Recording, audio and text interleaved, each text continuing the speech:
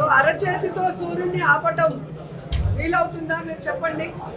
ఈరోజు జగన్మోహన్ రెడ్డి గారి మీద అవర్షంతో మా మీద ప్రేమతో మాకు ఓట్లు వేశారని చెప్పుకునే చంద్రబాబు నాయుడు ఎందుకు మరి జగన్ వస్తుంటే పోలీసుల్ని పరుగులు తీయించి బ్యారికేడ్లు పెట్టి ప్రజల్ని ఆపుతున్నారని నేను అడుగుతున్నాను. ఈరోజు మీరు భయపెట్టినా పోలీసులు భయపెట్టినా ప్రజలు ఆగకుండా రోడ్డు మీదకి వస్తున్నారు జగనన్నని చూడడానికి, సంఘీభావం తెలియచేయడానికి. అంటే అర్థం ఏంటి? బాహుబలి సినిమా చూసుంటారు కదా, వల్లాల దేవుడు ఎన్ని కుతంత్రాలు చేసి ఆ సింహాసనం మీద కూర్చున్నా ప్రజలు బాహుబలి వెనకే ఉన్నారు. కాబట్టి వీళ్ళు ఈవీఎంలతో గెలిచిన ఎంపీలు, ఈవీఎంతో గెలిచిన ఎమ్మెల్యేలు, ఈవీఎంతో గెలిచిన మినిస్టర్లు, ఈవీఎంతో గెలిచిన డిప్యూటీ సీఎం, ఈవీఎంతో గెలిచిన సీఎం గారు భయపెడితే భయపడే ప్రజలు ఏపీలో ఎవరూ లేరన్న విషయం మాకు తెలుసుకోవాలి. జగనన్న కోసం ప్రాణం ఇచ్చేవాళ్ళు ఉన్నారు ఇక్కడ. జగనన్న మంచోడు కాబట్టి ఈరోజు కూటమి ప్రభుత్వం మీద మేము దాడులు చేయటం లేదన్న విషయం వాళ్ళు తెలుసుకోవాలి. మాకు విలువలు ఉన్నాయి, క్రమశిక్షణ ఉందన్న విషయం మాకు తెలుసుకోవాలి. కోర్టులు ఇచ్చిన ఇది కూడా వాళ్ళు ధిక్కరించి, అంటే భగవంతుడిని రాజకీయాల్లోకి లాక్కండి. సిబిఐ ఇచ్చిన రిపోర్ట్ లో ఎక్కడా కూడా జంతు కొవ్వు, పంది కొవ్వు కలవలేదని చెప్పినా కూడా వాంటెడ్ గా ఫ్లెక్సీలు వేసి జగనన్న ఫోటో, కరుణాకర్ రెడ్డి గారి ఫోటో, అలాగే సుబ్బారెడ్డి గారి ఫోటో పెట్టి అబద్ధాలు ఇంకా ఏదో కలిసింది అని చెప్పి ఇంకా ఇంకా లడ్డు పవిత్రతను దిగజార్చే విధంగా, వెంకటేశ్వర స్వామి భక్తుల మనోభావాలు దెబ్బతినే విధంగా చేస్తూ ఈరోజు రెచ్చగొట్టింది వాళ్ళు. ఆ ఫ్లెక్సీలు తీసేయండి, లేదంటే అది కంటెంప్ట్ ఆఫ్ కోర్టు, లేదా రేపు మేము వచ్చి తీస్తాము అని చెప్పి గౌరవంగా అమ్మటి గారు చెప్పి వెళ్ళినా కూడా తీయకుండా ఏ విధంగా రాట్లతో కర్రలతో వచ్చి రెచ్చగొట్టి ఈరోజు ఆయన ఏదో అన్నాడని ఆయన మీద కేసు పెట్టారు. కానీ ఆయనను తిట్టిన గ్రంథాలయం చైర్మన్ ఆ లేడీని పబ్లిక్ గా ఎన్ని మాట్లాడింది, ఆమె వయసు ఏంటి, ఆ మాట్లాడింది మాట్లాడి ఆవిడ మీద ఎందుకు కేసు పెట్టలేదు? అలాగే మాధవి వాళ్ళ మొగుడు, వాళ్ళిద్దరు పబ్లిక్ గా డామేజ్ చేశారు వాళ్ళ ఇంటిని, కార్ని, ఎందుకు కేసులు పెట్టలేదు? అలాగే మీరు చూస్తే అరవ శ్రీధర్ ఆడవాళ్ళ జీవితాన్ని నాశనం చేస్తూ అసెంబ్లీ నుంచి కూడా, అసెంబ్లీకి ఎందుకంటే మనం వెళ్ళేది చట్టాలు చేయడానికి, ప్రజల సమస్యలు తీర్చడానికి, అక్కడ కూర్చొని సరసాలు ఆడుతూ వీడియోలు చేసిన ఈ పెద్ద మనిషిని ఈరోజు శిక్షించకుండా, కేసు పెట్టకుండా పవన్ కళ్యాణ్ ఒక కమిటీ వేశాడు. అంటే తప్పించుకోవడానికి ఒక కమిటీ వేసి చేతులు దులుపుకోవటం. ఇక్కడేమో చంద్రయ్య చెప్పిన తర్వాత కూడా దీంట్లో కలవలేదు జంతు కొవ్వు, పది కొవ్వు అన్నా కూడా ఈయన ఒక కమిటీ వేస్తాడు. ఎందుకంటే దాంట్లో ఉంది అని చెప్పడానికి, వీళ్ళ మనుషుల్ని వేసుకోవడానికి. నేను చంద్రబాబు నాయుడిని సూటిగా అడుగుతున్నాను, ఈరోజు సిబిఐకి మీరు ఇచ్చిన శాంపుల్స్ ఏవైతే ఉన్నాయో 2024 జూన్ 12 మీరు అధికారంలోకి వస్తే 2024 July 6th and July 12th samples collect చేశారు. వాటిల్లో ఎటువంటి జంతు కొవ్వు, పంది కొవ్వు కలవలేదని చెప్పారు. కానీ మీరు చెప్పినట్టుగా కెమికల్స్ ఏవో కలిసి ఉన్నాయంటే మరి ఆ రోజు అప్పుడున్న వ్యక్తి అది నాసి రకం అని పక్కన పెడితే ఆ ట్యాంకర్లు మీరు ఎందుకు యూజ్ చేశారు? అప్పుడు అధికారంలో ఉన్నది మీరు కాదా? ఆ నాసి రకంది వాడిన తప్పు మీది కాదా? దీనికి వైసీపీకి, దీనికి జగన్మోహన్ రెడ్డి గారికి ఏం సంబంధం అని నేను అడుగుతున్నాను. మరి ఎందుకు కమిటీ వేస్తున్నారు? ఏం చేయాలని, ఎవరి పేర్లు ఇరికించాలని జనం అంతా కూడా గమనిస్తున్నారు. మీరు ఈరోజు అంబేద్కర్ గారి రాజ్యాంగాన్ని పక్కన పెట్టి రెడ్ బుక్ రాజ్యాంగంతో ముందుకు వెళ్ళాలనుకుంటున్నారు. ఇలాంటి ప్రభుత్వం ఈ రాష్ట్రంలో ఉండడానికి వీలు లేదు అని మేము ప్రజలు ముక్త కంఠంతో చెప్తున్నాం. దయచేసి ఈ పరిపాలనకి ఫుల్ స్టాప్ పెట్టి రాష్ట్రపతి పాలన తీసుకురావాలి. ఇక్కడ ప్రజలకి రక్షణ లేదు, అపోజిషన్ పార్టీ వాళ్ళకి రక్షణ లేదు అనేది స్పష్టంగా కనిపిస్తుంది. ఇంకా మీడియాని మేనేజ్ చేయాలనుకుంటే మాత్రం ఎవరు కూడా చూస్తూ ఊరుకునే పరిస్థితి లేదు.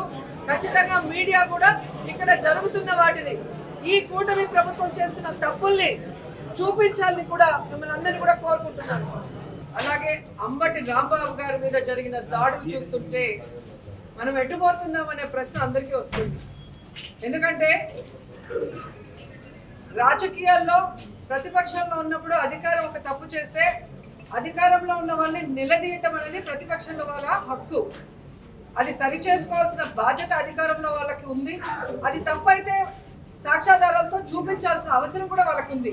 అంతేగాని ప్రశ్నిస్తే దాడి చేస్తాం, నిలదీస్తే చంపేస్తాం అని అరాచకంగా దాడులు చేయటం, ఏ విధంగా రాడ్లతో కర్రలతో దాడులు చేయటమే కాకుండా జోగి రమేష్ గారి ఇంటి దగ్గర అయితే ఏకంగా పెట్రోల్లో యాసిడ్ మిక్స్ చేసి ఇళ్ళని తగలబెట్టే విధంగా ఎలా విసిరివేశారో మనం కళ్ళారా చూస్తున్నాం.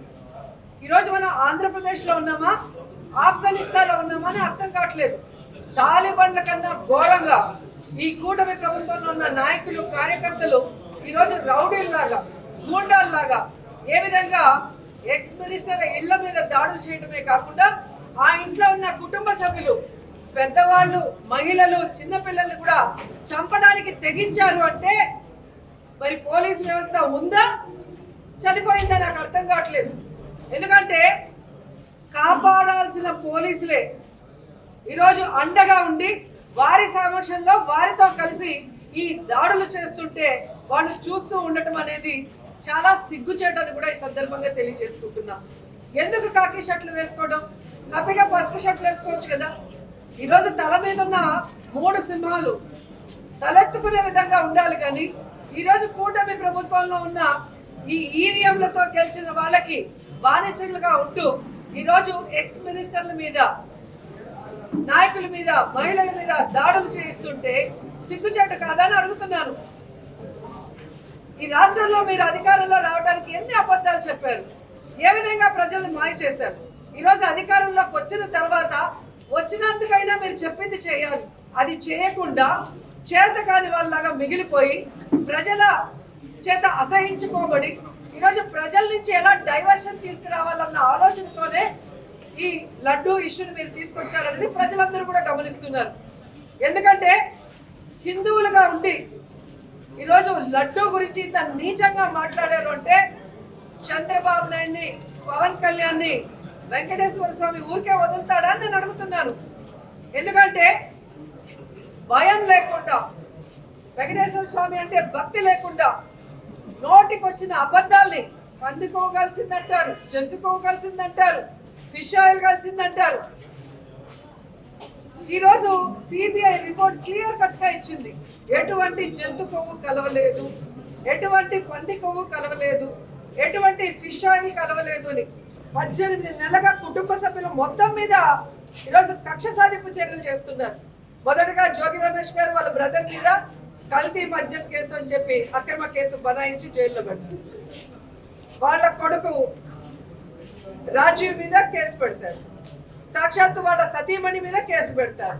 ఇవి చాలా అన్నట్టు గతంలో ఇంటి మీద దాడి చేశారు. ఈరోజు ఏకంగా పెట్రోల్లో యాసిడ్ కలిపి విసిరివేస్తున్నారు. ప్రొఫెషనల్స్ ని పెట్టి ఆ ఇంట్లో వాళ్ళని సమాధి చేయాలన్న ఒక ఆలోచనతోనే ఇది చేశారనేది స్పష్టంగా విజువల్స్ చూస్తే అర్థమవుతుంది. ఏం మాట్లాడేశారు అంబటి గారు, జోగి రమేష్ గారు అంత ఘోరంగా నేను అడుగుతున్నా. ఏదో వాళ్ళు తిట్టారు కాబట్టి మేము దాడులు చేశామని సిగ్గు లేకుండా సమర్థించుకుంటున్నారు. ఏం తిట్టారో చెప్పండి.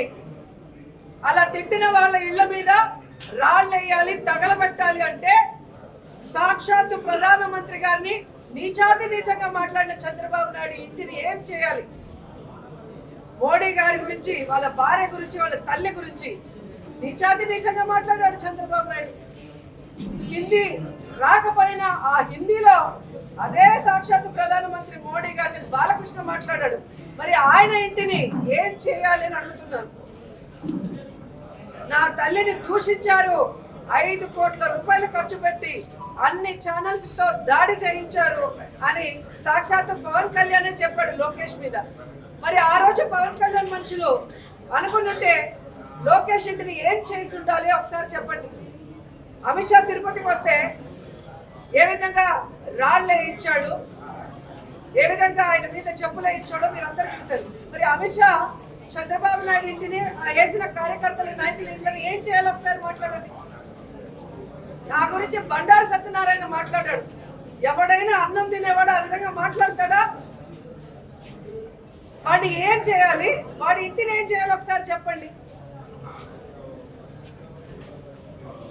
మీ తెలుగుదేశం పార్టీలో జనసేనలో నీచాతి నీచంగా మాట్లాడతారు. పైన చంద్రబాబు నాయుడు నుంచి కింద స్క్రాప్ వరకు ఎమ్మెల్యేలు లేదు, వాళ్ళ కుటుంబ సభ్యులు లేదు, వాళ్ళ పిల్లలు లేదు, అందరి మీద మార్ఫింగ్లు చేస్తారు, అందరి మీద కేవలంగా మాట్లాడతారు. పచ్చ ఛానల్ కూర్చోబెట్టి ప్రెస్ మీట్ పెట్టి వల్గర్గా మాట్లాడతారు. మరి మీ ఇళ్ళని ఏం చేయాలి, మీ కుటుంబ సభ్యులు ఏం చేయాలని ప్రశ్నిస్తున్నాను. అలాగే వెంకటేశ్వర స్వామి భక్తులకి, ముఖ్యంగా హిందువులకి మీరు క్షమాపణ చెప్పాలి. కానీ ఎందుకు క్షమాపణ చెప్పాలని మళ్ళీ సిగ్గు లేకుండా నేను ప్రెస్ మీట్ చెప్పి మాట్లాడతాడు చంద్రబాబు నాయుడు. ఇక పవన్ కళ్యాణ్ అయితే వేషాలే వేసుకుంటాడు. ఎప్పటికప్పుడు కొత్త వేషాలు వేసుకోవడం, నోటికి వచ్చింది వాగటం. ఆ రోజు తిరుపతిలో ఏం మాట్లాడావయ్యా? జంతు కొవ్వు కలిసింది, పంది కొవ్వు కలిసింది, ఫిష్ ఆయిల్ కలిసింది అని మాట్లాడావు. తర్వాత ఏకంగా అయోధ్యకు పంపిన 1,00,000 లడ్డూలో జంతు కొవ్వు, పంది కొవ్వు, ఫిష్ ఆయిల్ కలిపి పంపించారని చెప్పావు. ఈరోజు తిరుపతి లడ్డూలో ఎటువంటి జంతు కొవ్వు, పంది కొవ్వు కలవలేదు అని చెప్పి సిబిఐ ఇవ్వటమే కాకుండా ఈరోజు అయోధ్యకు పంపించిన లడ్డూల్లో కూడా నాణ్యమైన నెయ్యినే వాడారు, ఎటువంటి జంతు కొవ్వు, పంది కొవ్వు లేదని స్పెసిఫిక్ గా కూడా మెన్షన్ చేసింది. మరి పవన్ కళ్యాణ్ ఎన్నిసార్లు క్షమాపణ చెప్పాలి వెంకటేశ్వర స్వామికి, హిందువులకి, అలాగే వెంకటేశ్వర స్వామి భక్తులకి? కానీ సిగ్గు లేకుండా నిన్న ప్రెస్ మీట్ లో కూర్చొని మేం కాదు చెప్పడం, మాకు క్షమాపణ చెప్పాలి అంటారు. మీకెందుకు క్షమాపణ చెప్పాలి?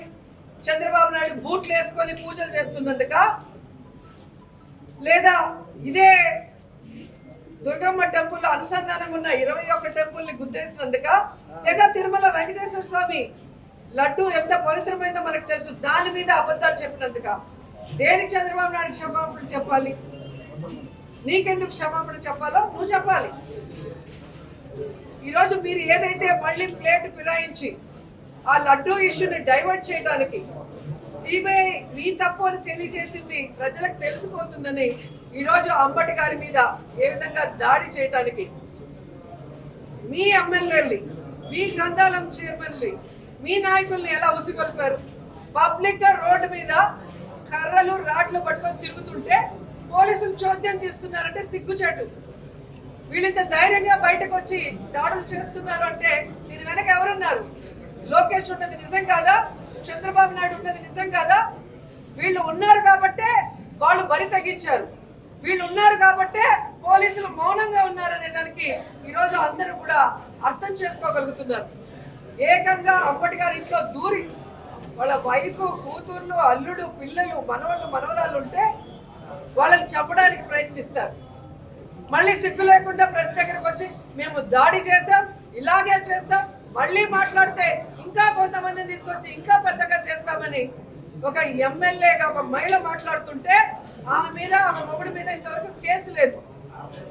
వీడియోల్లో వాళ్ళు పగలగొట్టడం కానీ, వాళ్ళు దాడి చేయడం కానీ, వాళ్ళు మాట్లాడిన విధానానికి ఒక్క కేసు కూడా పెట్టకుండా బాధితుడైన అంబటి గారి మీద కేసు పెట్టడం ఎంతవరకు సమంజసమని నేను అడుగుతున్నాను. మీరు రెచ్చగొడుతున్నారు. ఈరోజు ప్రజల్ని భయప్రాంతులు చేస్తుంది మీరు. ఎందుకంటే ఎక్స్ మినిస్టర్లు మమ్మల్ని ప్రశ్నిస్తేనే మేము దాడులు చేస్తాం, ఎక్స్ మినిస్టర్లు అయినా మమ్మల్ని నిలదీస్తే ఇల్లు తగలబెడతామని మీరు ఈరోజు భయపెడుతున్నారు ప్రజల్ని. వాళ్ళకి ఇవ్వాల్సిన వెల్ఫేర్, వాళ్ళ గ్రామాల్లో వాటిలో జరగాల్సిన అభివృద్ధి అడిగితే ఇంతకు 10 మీకు చేస్తామని భయపెట్టి పాలన చేస్తున్నారు. ఇది ప్రజాస్వామ్యమా లేదా తాలిబాన్ల పాలన?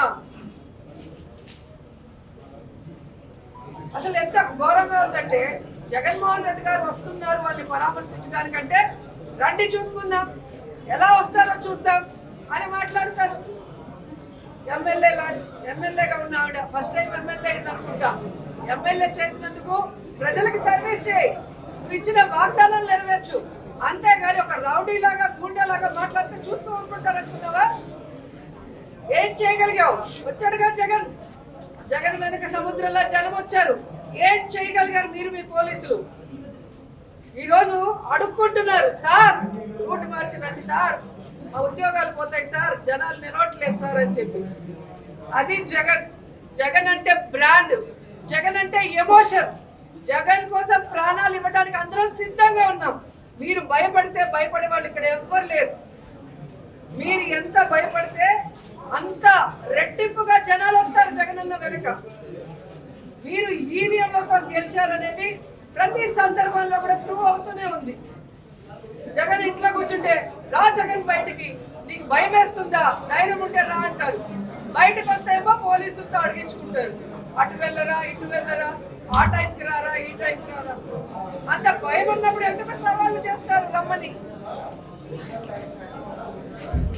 ఈరోజు మీరు రూట్ మారిస్తే మేము మారమని చెప్పడానికి చంద్రబాబు నాయుడు లోకేష్ కాదు, జగన్మోహన్ రెడ్డి గారు.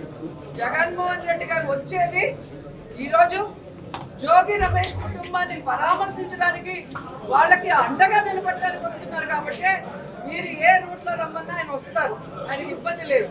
ఆయన ఎటు వస్తే జనంది అదే రూట్, అలాగే జగనన్న వెనక వస్తారు. అది మీరు తెలుసుకోవాల్సిన విషయం. పోలీసులు కనుక ఇలాగే ఈ అధికార కూటమిని నమ్ముకొని రూల్స్ కి విరుద్ధంగా పనిచేస్తూ వాళ్ళకి అండగా నిలబడి ఈరోజు అపోజిషన్ లీడర్ల మీద దాడులు చేయిస్తే భవిష్యత్తులో మీ అందరినీ కాపాడడానికి ఆ కూటమి ప్రభుత్వ నాయకులు రారు. ఆ విషయాన్ని తెలుసుకొని రూల్స్ కు అనుగుణంగా పనిచేయమని హెచ్చరిస్తున్నాం.